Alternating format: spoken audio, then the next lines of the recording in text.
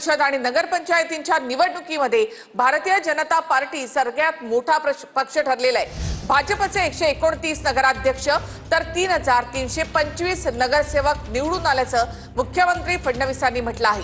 महायुतीनं केलेल्या विकास कामांना भाजपनं पावती दिल्याचं देखील फडणवीस म्हणाले। नगर परिषदांच्या निकालावरून संजय राऊतांनी मात्र भाजपवर पलटवार केलाय। त्याचं मशीन आणि तेच सेटिंग कायम होतं असं राऊत म्हणाले। कमळ म्हणजे कमळच, शंका कुशंका संपलेल्या आहेत आणि खणखणीतपणे ठरलेला आहे कमळ म्हणजे। राज्यात नगर परिषदांच्या निवडणुकीत भाजप सर्वात मोठा पक्ष ठरलाय। मुख्यमंत्री फडणवीसांच्या नेतृत्वात लढलेल्या या निवडणुकीत भाजपच्या पारड्यात मतदारांनी भरभरून मतं टाकली आहेत। राज्याचे भाजपचे 129 नगराध्यक्ष निवडून आल्याचं मुख्यमंत्री फडणवीसांनी सांगितलं।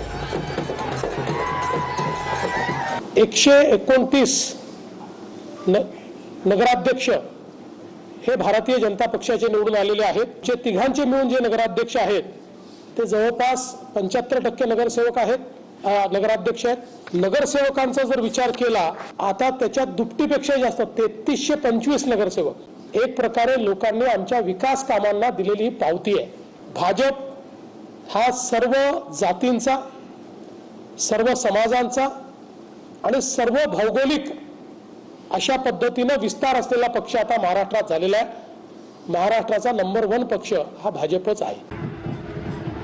दुसरीकडे राज्यभरात बऱ्याच ठिकाणी महाविकास आघाडीला मतदारांनी नाकारलंय।